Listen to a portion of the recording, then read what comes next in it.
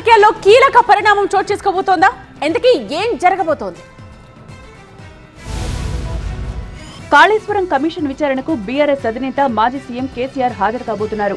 June 5వ తారీఖున జరిగే విచారణకు కేసీఆర్ వస్తారని తెలుస్తోంది. చరిత్రలో తొలిసారి దర్యాప్తు సంస్థ ముందుకొస్తున్నారు కేసీఆర్. హాజరు కాకపోతే తప్పుడు సంకేతాలు వెళ్తాయనే భావనతో ఇప్పటికే న్యాయ నిపుణులతో చర్చించిన కేసీఆర్ ఫైనల్ గా విచారణకు హాజరవ్వాలని నిర్ణయించినట్లు టాక్.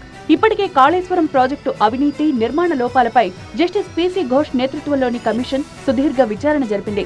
ఇప్పటి వరకు 100 మందికి పైగా అధికారులు, నిపుణులను విచారించింది. 400 పేజీల నివేదికను సిద్ధం చేసింది. దాదాపు విచారణ చివరి దశకు చేరడంతో ఇటీవలే కమిషన్ గడువు జూలై 31 వరకు పొడిగించింది ప్రభుత్వం. కేసీఆర్ విచారణకు హాజరైతే ఆయన వివరణ తీసుకుని తుది నివేదికను ప్రభుత్వానికి కమిషన్ సమర్పించే అవకాశం ఉంది. దీంతో ఫైనల్ గా ఈ నెల 21న మాజీ సీఎం కేసీఆర్ కు కమిషన్ నోటీసులు జారీ చేసింది. కేసీఆర్ తో పాటు అప్పటి ఇరిగేషన్ శాఖ మంత్రి హరీష్ రావు, ఆర్థిక శాఖ మంత్రిగా పనిచేసిన ఈటెల రాజేందర్ కమిషన్ ముందు హాజరు కావాలని నోటీసులు జారీ చేసింది. కమిషన్ నోటీసులపై సుదీర్ఘంగా చర్చించిన కేసీఆర్ ఫైనల్ గా విచారణకు హాజరు కావాలని నిర్ణయించుకున్నారు.